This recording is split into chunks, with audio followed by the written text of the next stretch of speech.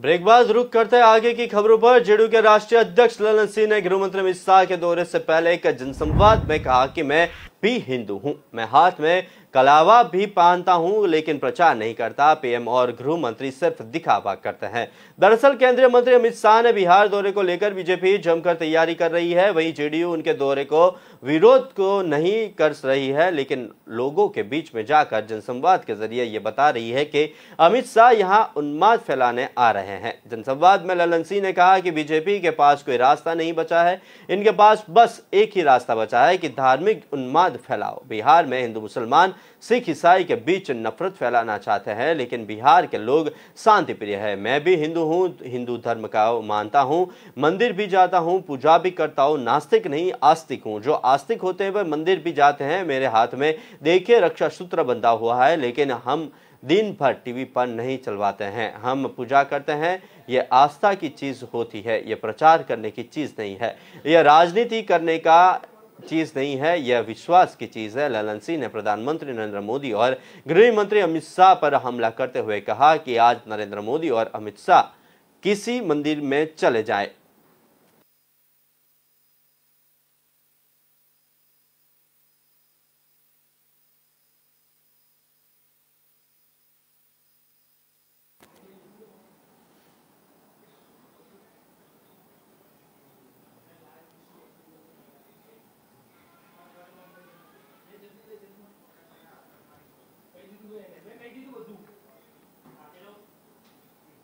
वडाप्रधान नरेंद्र मोदी अभी mayor, council of mayor और deputy Myers को संबोधित कर रहे हैं। सीधे चलते हैं वहां। तब ये काम हुआ था। हमारे शहर में भाजपा का बोर्ड चुन करके आया था, तब ये काम आया था। भाजपा के लोग जब यहां सत्ता में आए थे, तब इतना बड़ा परिवर्तन आया था। ये लोक मानस में स्थिर होना चाहिए। साथियों, सबका साथ, सबका विकास, सबका विश्वास और सबसे महत्वपूर्ण बात है सबका प्रयास। ये जो वैचारिक परिपाटी भाजपा ने अपनाई है, वही हमारे शासन के, गवर्नेंस के मॉडल के, डेवलपमेंट के मॉडल के, हमारे शहरी विकास में भी वो झलकती है। यही हमारे गवर्नेंस मॉडल को दूसरों से अलग करता है। जब विकास मानव केंद्रित होता है,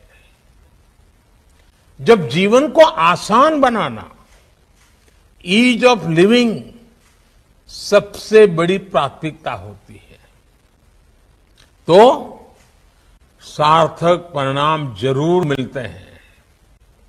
आप सभी इस समय गुजरात में हैं।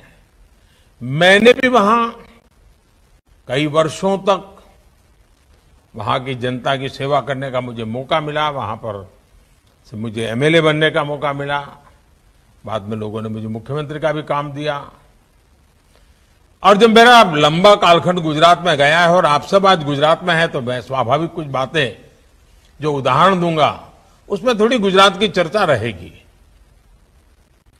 अब जैसे अर्बन ट्रांसपोर्ट की बात करें, तो गुजरात ही था जिसने बीआरटी जैसा प्रयोग सबसे पहले प्रारंभ किया था। आज देश के शहरों में ऐप बेस्ड कैब्स, यानी आप ऐप के द्वारा टैक्सी मंगवाते हैं, तुरंत मिल जाती है। ये बात आज हिंदुस्तान के में कॉमन हो गई है, लेकिन गुजरात में बहुत साल पहले इनोवेटिव रिक्शा सर्विस जी ऑटोज की शुरुआत हुई थी। और इनोवेशन किसी और ने नहीं, बल्कि हमारे ऑटो ड्राइवर्स की टीम ने ही किया था। आज रीजनल रैपिड ट्रांसपोर्ट सिस्टम और मल्टी मॉडल कनेक्टिविटी की इतनी चर्चा होती है, लेकिन गुजरात में बरसों पहले मल्टी मॉडल कनेक्टिविटी पर काम हो रहा है। ये सारे उदाहरण मैं आपको इसलिए भी दे रहा हूं क्योंकि इसमें हमें ये भी संदेश मिलता है कि हमें बहुत आगे की सोचकर काम करना होगा।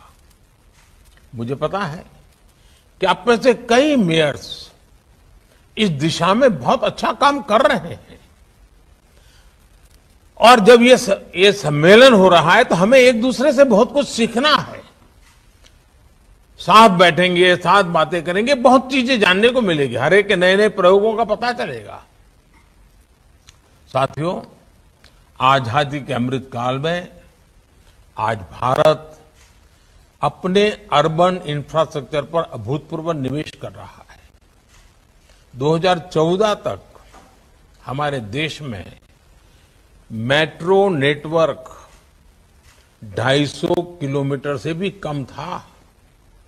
आज देश में मेट्रो नेटवर्क 775 किलोमीटर से भी ज्यादा हो चुका है।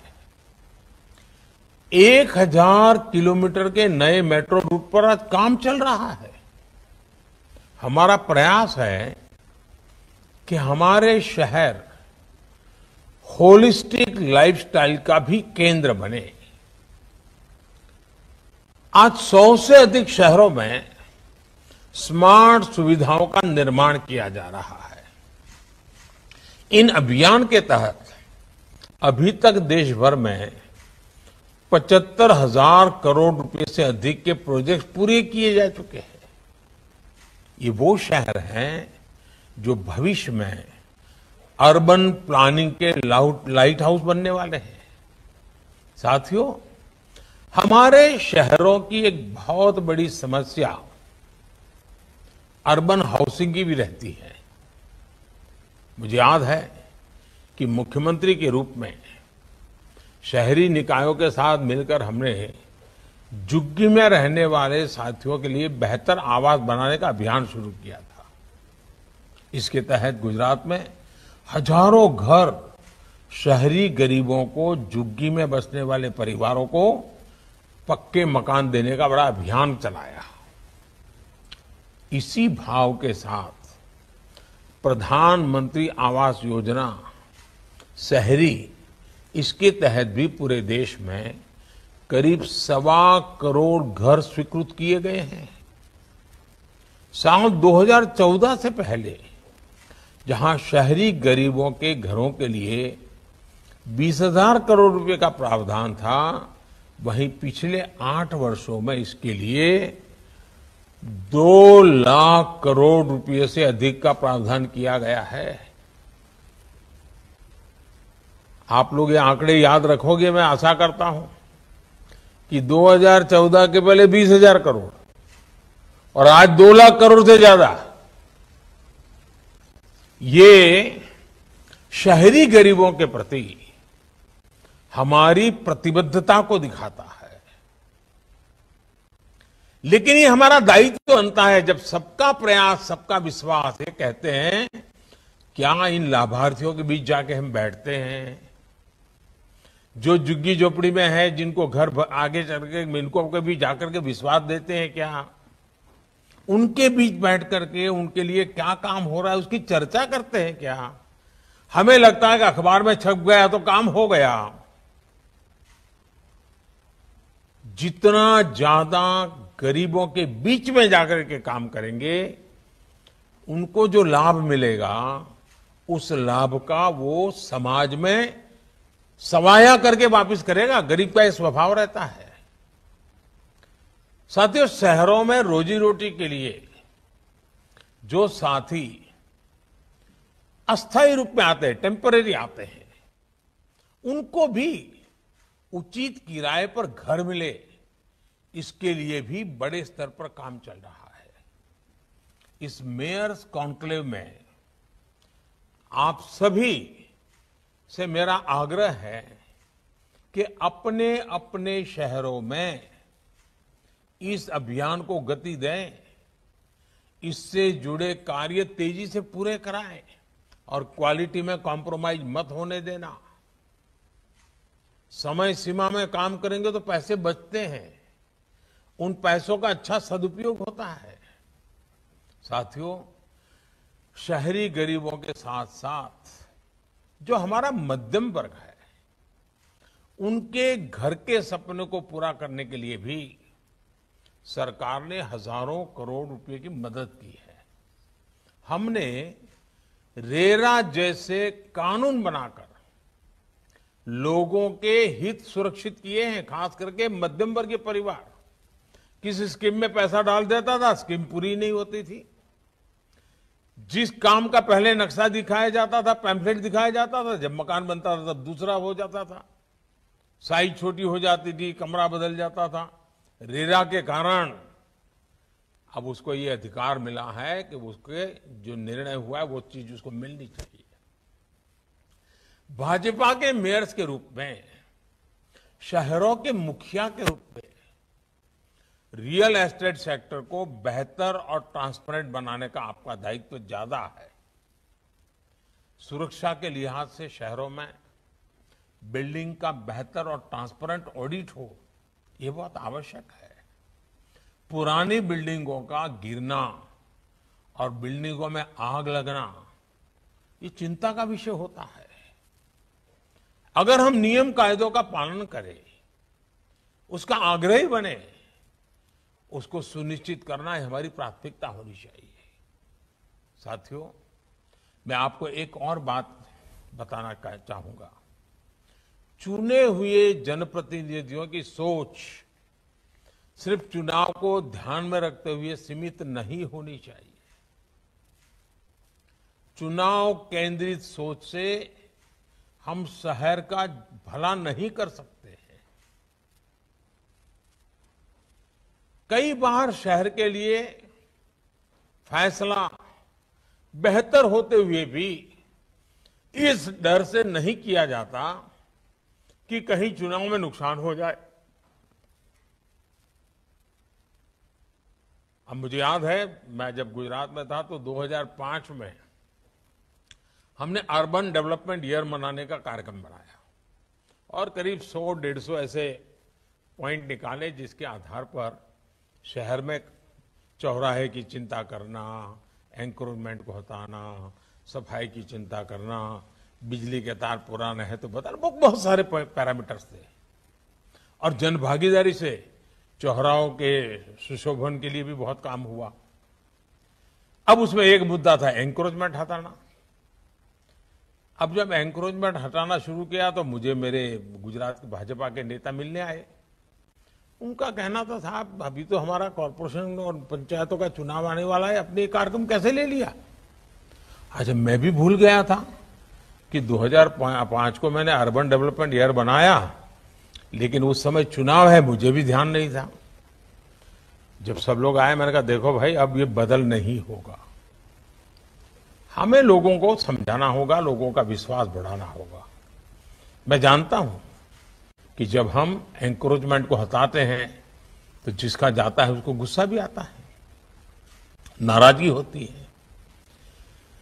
लेकिन मेरा अनुभव दूसरा रहा। जब हमने एक ईमानदारी से प्रयास शुरू किया तो लोग स्वयं आगे आए। लोगों ने जो अपना कभी आधा फुट, 1 फुट, 2 फुट कुछ न कुछ किया था, सबने हटाना शुरू किया। रोड खुल गए, रोड चौड़े बनने लग गए, क्योंकि उनको विश्वास हो गया कि यहां पर कोई भाई भतीजावाद नहीं है, मेरा तेरा नहीं है, एक कतार में जो भी है सबका हटाया जा रहा है। तो लोगों ने मदद की, अतिक्रमण हटा, रास्ते चौड़े हो गए।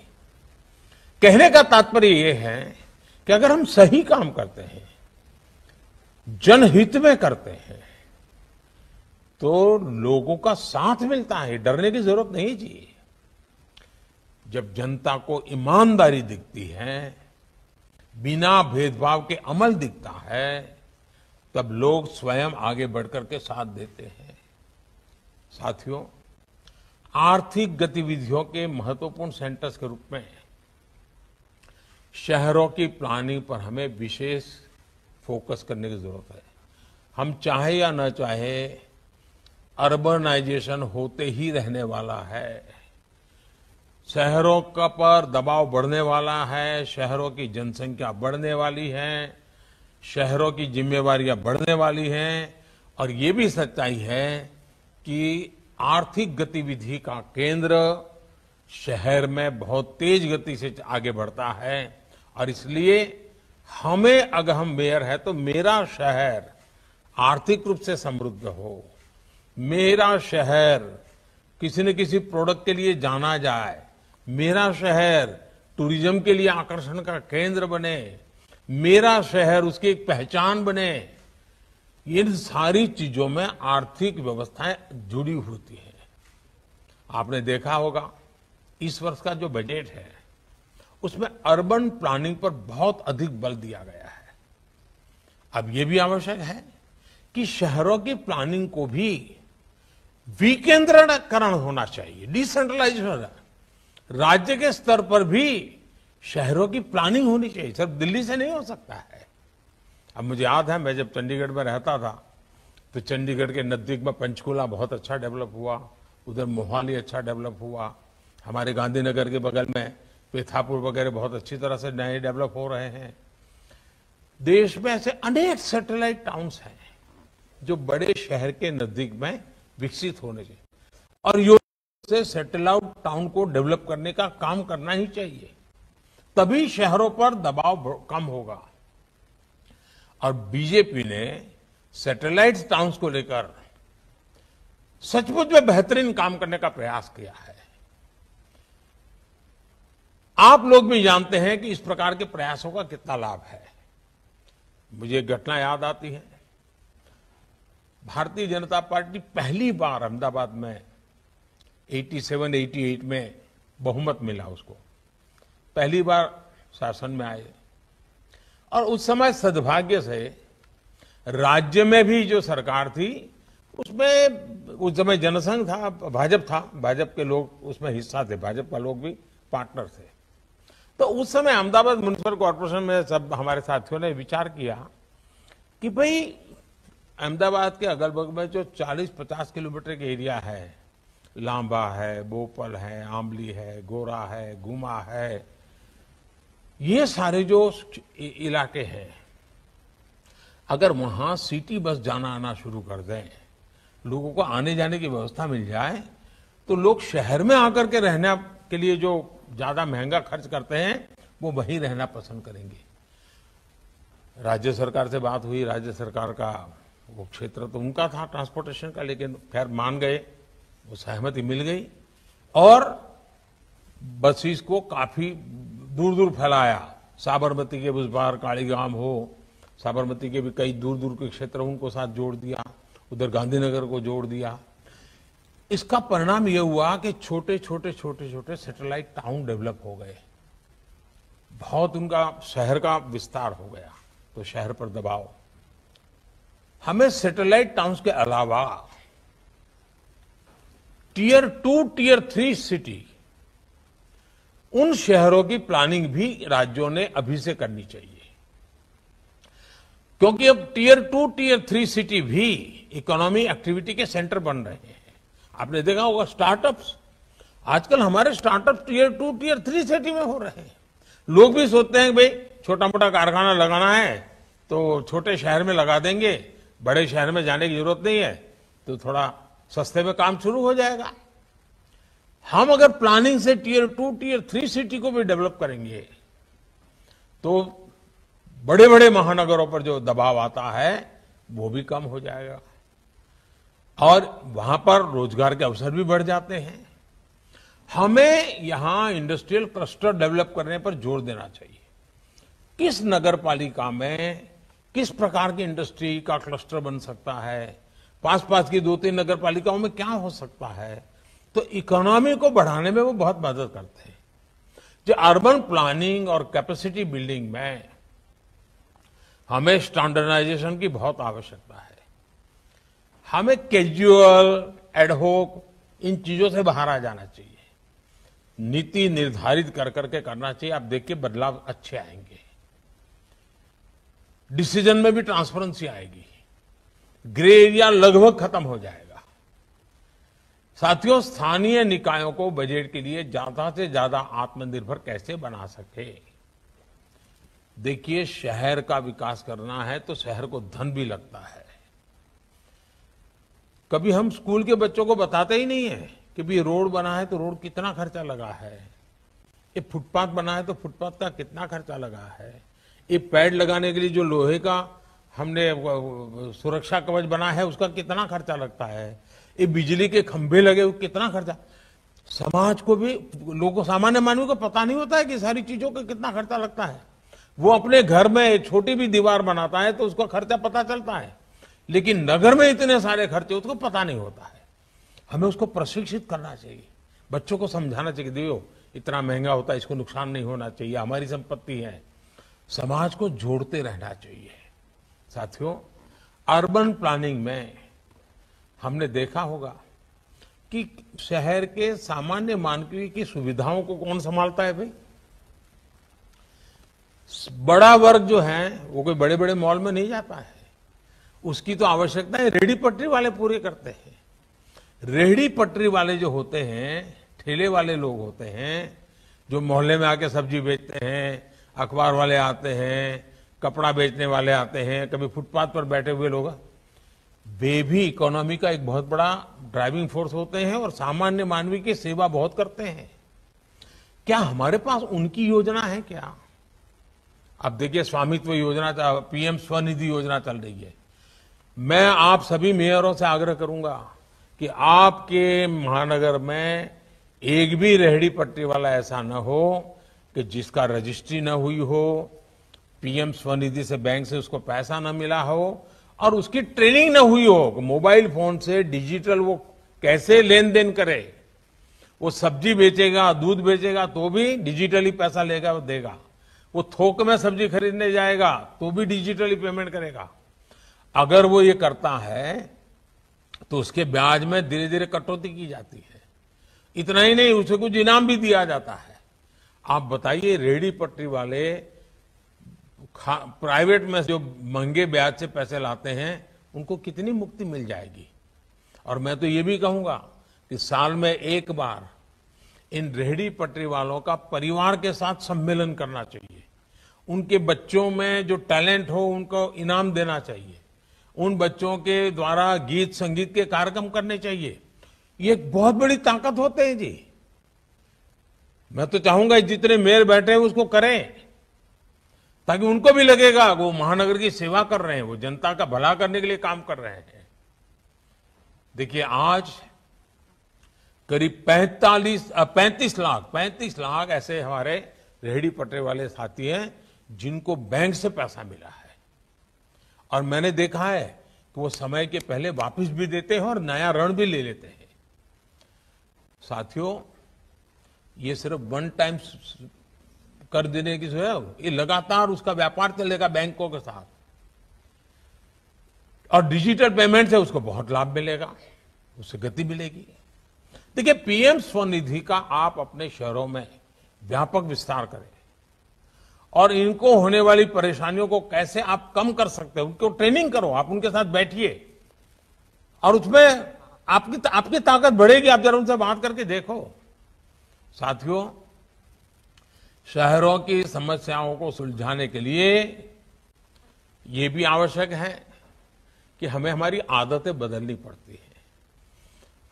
नागरिकों के बिहेवियर में चेंज लाना पड़ता है, वरना हमने तो देखा है लोगों का स्वभाव कैसा होता है। कुछ लोग जल्दी उठ जाते हैं, क्यों?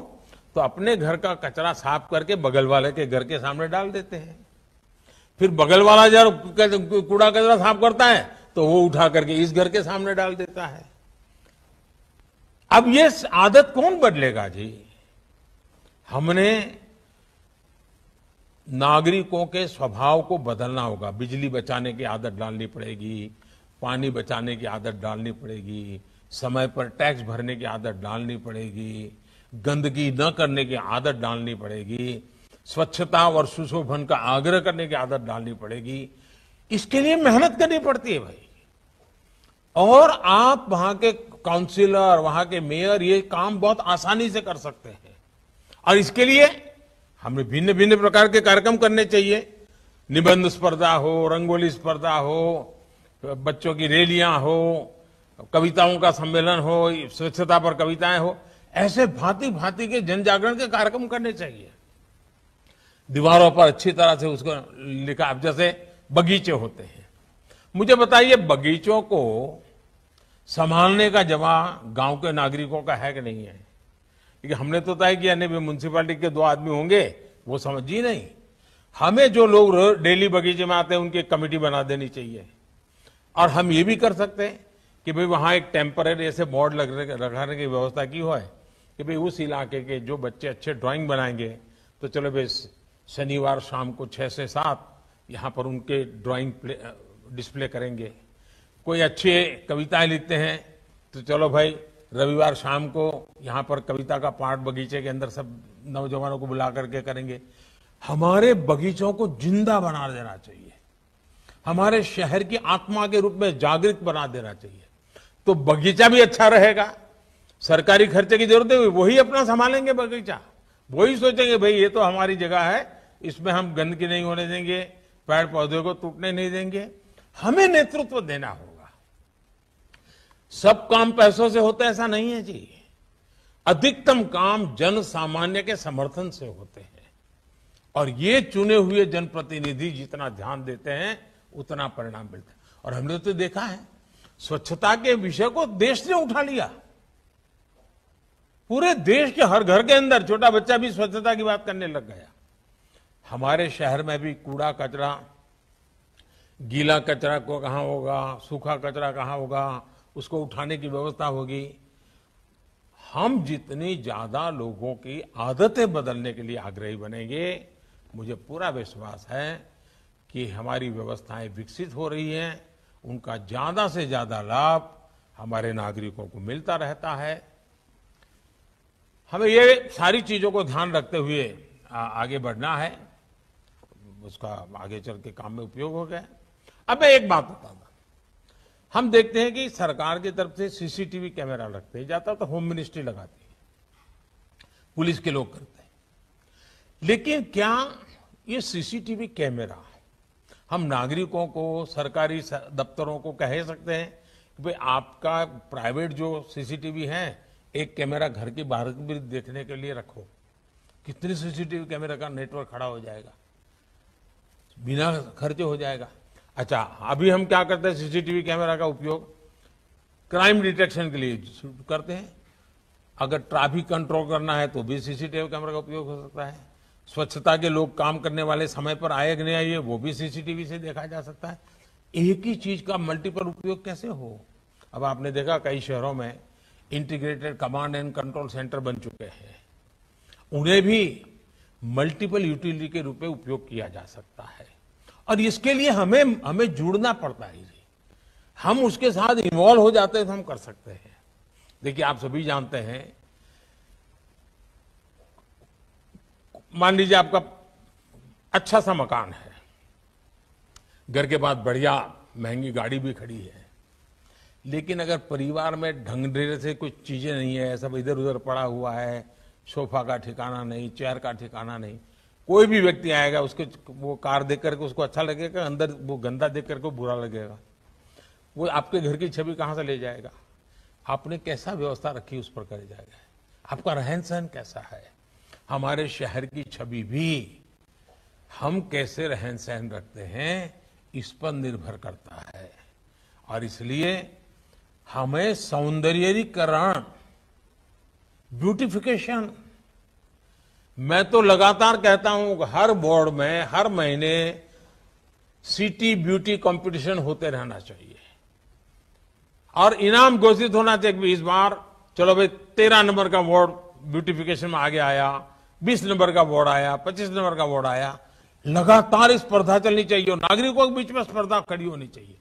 सिटी ब्यूटी कंपटीशन ये शहर का स्वभाव बनना चाहिए। और दुनिया में नाम तब होता है ना, और इसलिए मैं चाहता हूं कि हमें शहर को व्यवस्थित भी रखना है, शहर को सुंदर भी रखना है। उन छोटी छोटी बातों का ध्यान हमें रखना होता है। अब देखिए, ये जयपुर पिंक सिटी, दुनिया भर के टूरिस्ट देखने के लिए आते हैं। क्या कारण है भाई? किसी ने तो पिंक सिटी बनाया। हमारा आनंद कभी देखेंगे, वो क्रीम सिटी के रूप में उन्होंने प्रयास किया है, तो धीरे धीरे उसकी एक पहचान बन जाएगी। अब आप भोपाल की पहचान क्या लोग कहेंगे? भाई तो झीलों का शहर है। यानी किसी ने कुछ न कुछ किया है, प्लानिंग किया है, तब जाकर के उस शहर की पहचान बनी है। कि आपने तय किया है कि भी मेरे शहर ग्रीन सिटी के रूप में जाना जाएगा, मेरा शहर इस बात के लिए जाना जाएगा, मेरा शहर इस बात के लिए उसकी पहचान बनेगी, और लोगों को भी लगेगा इसमें कोई कॉम्प्रोमाइज नहीं करना है। अगर आप इसको लोगों को प्रोत्साहित करेंगे, मुझे पक्का विश्वास है कि आप अच्छे ढंग से इसको कर सकते हैं। और टूरिस्ट भी एक बहुत बड़ा इनकम का साधन होता है। लोगों को मन करना चाहिए, आप यानी अच्छा शहर होगा, सुंदर शहर होगा, तो लोग अपना रोजी रोटी उद्योग करने के लिए भी वहां आना पसंद करेंगे। और इसलिए मेरा आपसे प्रयास है, उसी प्रकार से जब सिटी लाइफ में परिवर्तन आता है तो उसका एक लाभ भी मिलता है। अब आप देखिए अहमदाबाद में साबरमती रिवर फ्रंट, या आप कभी कांकरिया झील की बात करेंगे, किसी समय ये ऐसी स्थिति थी, वो नगर के लोगों को बोझ लगती थी, आज वो नगर के लोगों का गर्व बन गई। अब उसको संभालने का काम भी नगर के लोग करने लगे, और उसी का परिणाम है आज देखिए अहमदाबाद को हेरिटेज सिटी का दर्जा मिला हुआ है। हेरिटेज वॉक के लिए लोगों का सुबह कार्यक्रम होता है, उसके लिए टूरिस्ट आते हैं। मुझे एक विषय और भी कहना है, दुनिया के अंदर आपने देखा होगा हर शहर का अपना एक सिटी म्यूजियम होता है। क्या आपको नहीं लगता है कि आपका शहर का भी सिटी म्यूजियम हो? शहर का इतिहास क्या है, शहर की विशेषता क्या है, शहर में कब क्या हुआ था, बढ़िया से पुराने पुराने फोटो हो, ऐसा अगर आप करें तो मुझे बताइए कि आपके शहर को, नई पीढ़ी को, आपके शहर के बच्चों को, उनको काम आएगा कि नहीं आएगा। अब देखिए इन दिनों आजादी का अमृत महोत्सव, पॉलिटिकली सोचते तो हम क्या करते हैं, राजनीतिक लाभ गैर लाभ के लिए सोचते तो क्या करते हैं, अगर नेताओं की छवि चमकाने का कार्यक्रम करना होता तो क्या करते हैं, कोई एक बहुत बड़ा पिलर खड़ा कर देते हैं, विजय स्तंभ खड़ा कर देते, कोई एक गेट बना देते आजादी का अमृत महोत्सव की यादगिरी में। हमने ऐसा नहीं किया, हमने दूसरा किया। हमने क्या किया, हर जिले में 75 तालाब बनाएंगे, 75 अमृत सरोवर बनाएंगे। अब देखिए कल्पना अपने आप में मानव जाति की कितनी बड़ी सेवा करेगी। आजादी का उत्सव भी हो जाएगा और हमारे यहाँ तालाब की एसेट बन जाएगी। अब हमारे यहाँ पुरानी वावड़ियां होती हैं, पुराने तालाब होते हैं, क्या उसकी सफाई, उसका रख रखाव हम मेयर के नाते उसके लिए चिंता करते हैं क्या? हमारा बोर्ड चिंता करता है? बहुत सारे शहर हैं वहां से नदी गुजरती है, क्या नदी उत्सव मना करके नदी के महात्म्य को हम महत्व देते हैं क्या? हम शहर का जन्म दिवस मना करके शहर के लिए लोगों का लगाव बढ़ाते हैं क्या? जन भागीदारी विकास के लिए बहुत आवश्यक है। देखिए हर शहर में नए नए व्यंजन होते हैं, हर शहर की अपनी विशेषता होती है।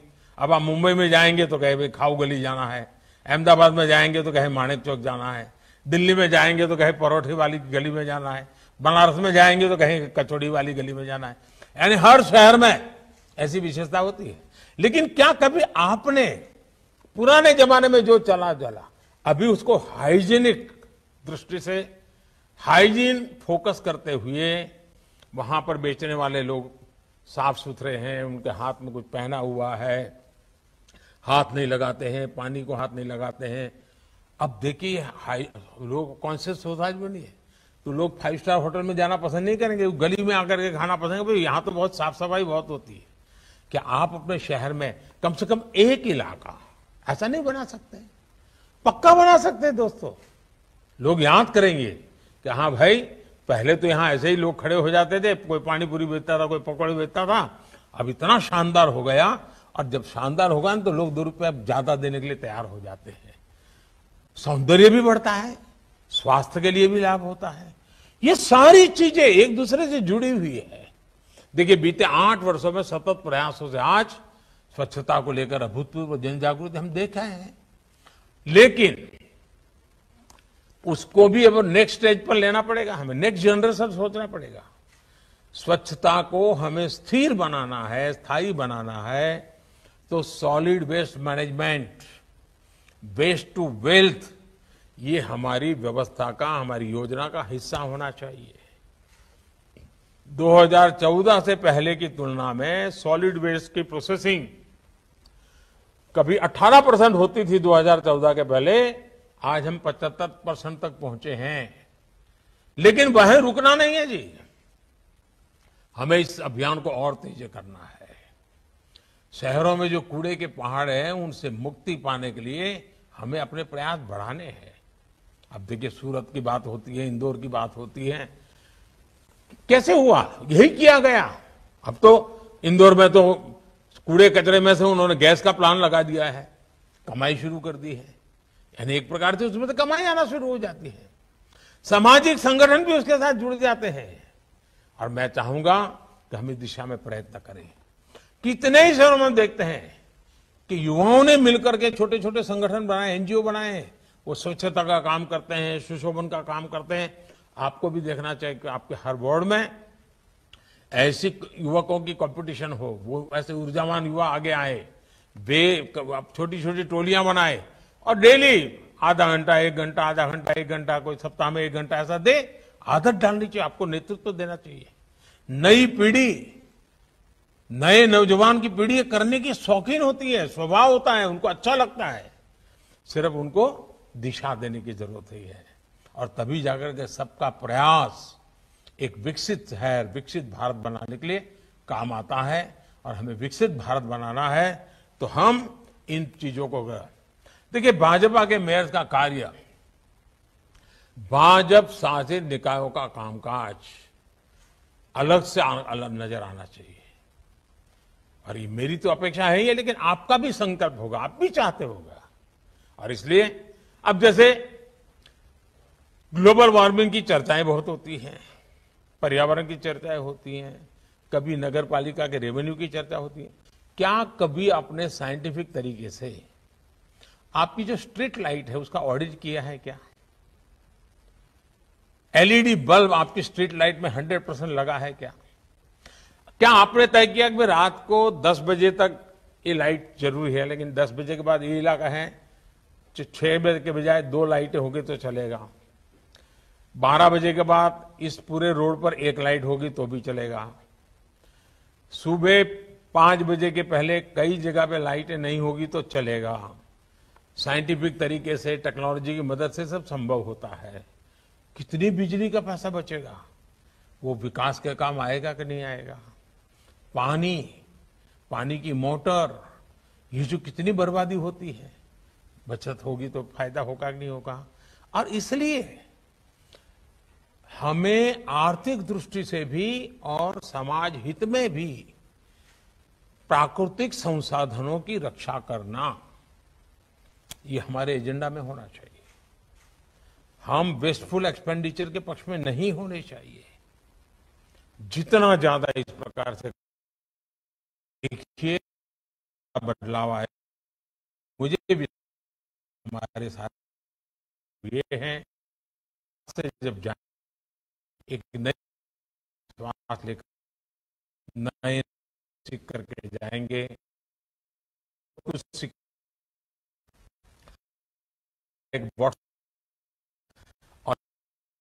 दूसरे को आपके एक भाजपा जगह के सभी स्टैंडिंग संपर्क जीवना चाहिए।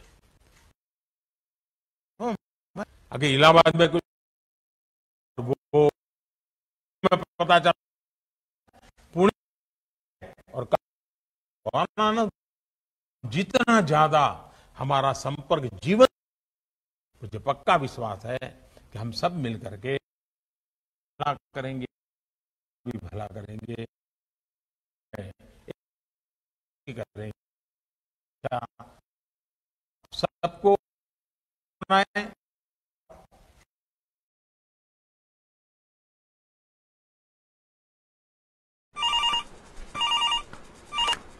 हेलो।